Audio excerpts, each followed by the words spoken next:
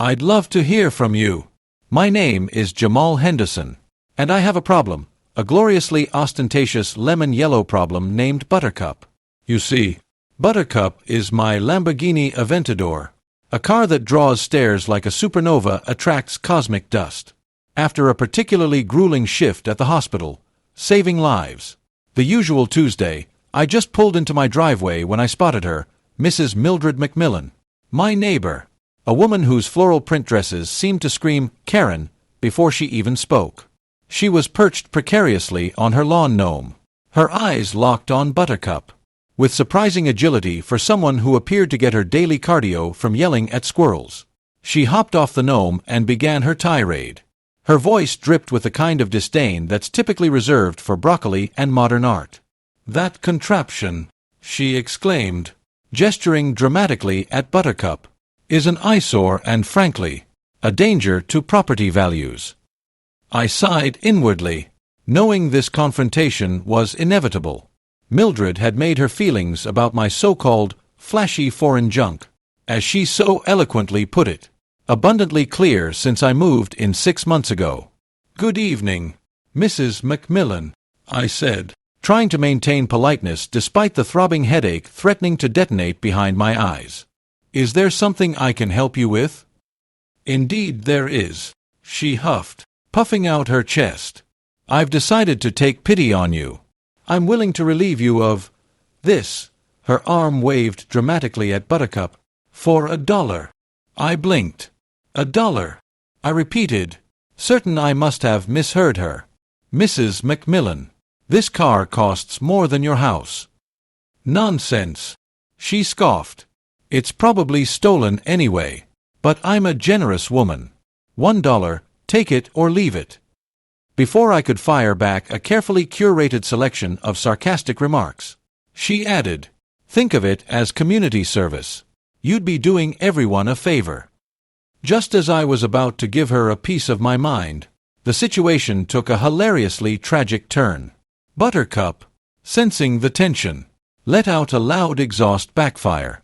Mildred shrieked, jumped back, and landed squarely in her rose bushes, thorns and all.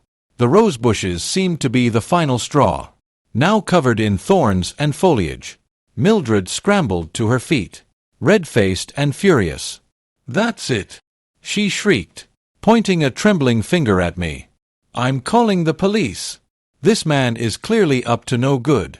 He probably stole that car and is terrorizing the neighborhood." Rolling my eyes, I thought this was escalating quickly. "Mrs. McMillan, please calm down," I pleaded, trying to reason with her. "I bought this car legally. I have all the paperwork." "Lies," she screamed, already fumbling for her phone.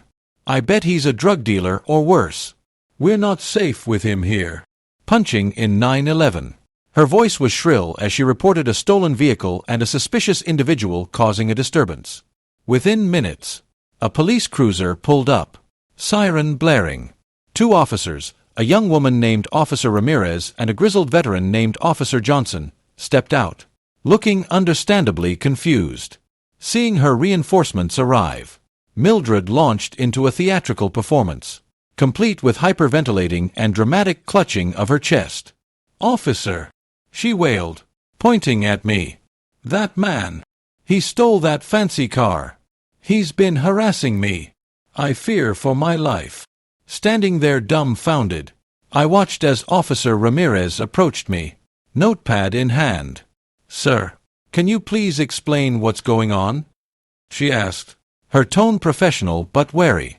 I knew how this looked: young black man, flashy car, hysterical white woman. I braced myself for the inevitable. "Officer," I said calmly, trying to maintain my composure. "My name is Jamal Henderson. That is my car. I have the registration and insurance right here." I reached into my pocket, feeling the weight of the keys and a deepening sense of injustice. Officer Ramirez took the documents, her eyes scanning each line meticulously while Officer Johnson stood back, observing the scene with a practiced eye. Mildred continued her tirade, spouting accusations about my character, my supposed criminal past, and the overall decline of the neighborhood since I had moved in. I tried to ignore her, focusing on the officers and hoping they wouldn't jump to conclusions. After what felt like an eternity, Officer Ramirez handed back the documents. "Everything appears to be in order, Mr. Henderson," she said, her tone slightly more relaxed, though the look in her eyes still held a hint of doubt. "Do you have any proof of employment? Something that would explain how you could afford a vehicle like this?" I frowned. This was ridiculous. I shouldn't have to justify my hard-earned possessions because my neighbor was having a meltdown. But I also understood how stereotypes functioned and wasn't going to let them define me. "Yes, officer," I replied, pulling out my phone. "I can show you my hospital ID and a recent pay stub." Mildred sputtered. "He probably forged those. He's a con artist. I tell you, a con artist." Officer Johnson finally intervened, silencing Mildred with a stern look. He clearly wasn't buying her act anymore. As I scrolled through my phone, a surge of anger bubbled up. I had spent years working my butt off, sacrificing sleep and personal time to reach this point. And now I was subjected to this humiliation because of one woman's blatant prejudice. I found the picture of my hospital ID along with a screenshot of my most recent paycheck, handing my phone to Officer Ramirez, who examined them carefully.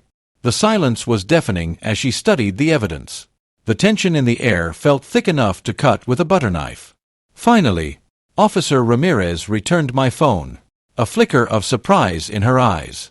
"Mr. Henderson," she said, "I apologize for the inconvenience. Everything seems to be legitimate." Officer Johnson nodded in agreement. "We appreciate your cooperation. Mr. Henderson, we'll have a word with Mrs. McMillan." He turned to Mildred, still fuming and muttering under her breath. "Mrs. McMillan," he said sternly, "making false reports to 911 is a serious offense. We need you to calm down and stop making unfounded accusations." Realizing the tide had turned against her, Mildred began to backpedal, claiming she was just concerned about the neighborhood and was only trying to help. Officer Johnson wasn't buying it. Taking a deep breath, I tried to shake off the frustration and humiliation. "Officer," I said before they left, "I'd like to clarify something for Mrs. McMillan. She seems to have some misconceptions about my profession." Turning to Mildred, a slight smile played on my lips.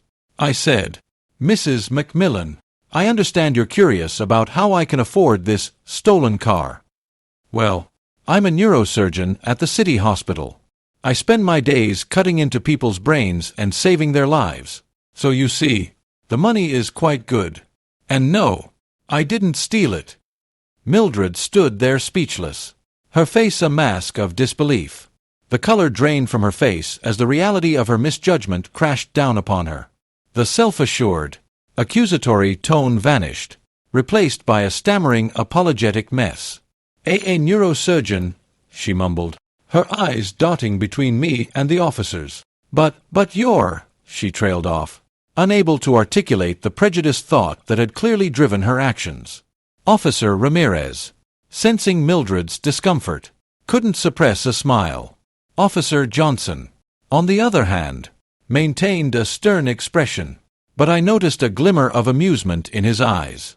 "Yes, Mrs. McMillan," I said, pressing my advantage.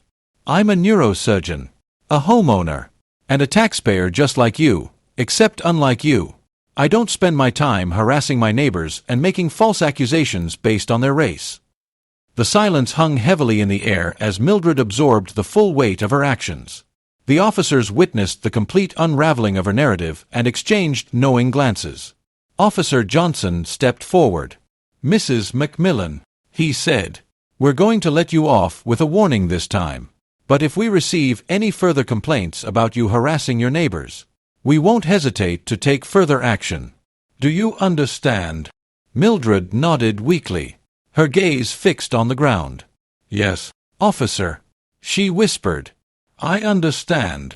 As the police cruiser pulled away, leaving Mildred standing alone in her rose bushes, I couldn't help but feel a sense of satisfaction, not gloating satisfaction, but a quiet sense of justice. She had judged me based on my appearance, made false accusations, and attempted to intimidate me using her privilege. Now she was facing the consequences of her actions. I watched as Mildred slowly retreated into her house. Her shoulders slumped. Her floral dress wilted. I knew this wouldn't magically erase her prejudices. But hopefully, it would serve as a lesson about the dangers of jumping to conclusions, the importance of treating people with respect, and the fact that karma has a way of catching up with you when you least expect it. I turned back to Buttercup, feeling a renewed appreciation for my lemon-yellow beast. It wasn't just a car. It was a symbol of my hard work, my perseverance, and my refusal to let prejudice define me.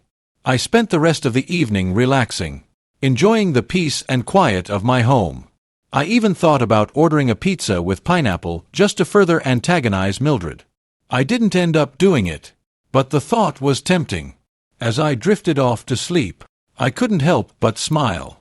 Mildred had tried to steal my Lamborghini for $1, but in the end, she had paid a much higher price for her prejudice.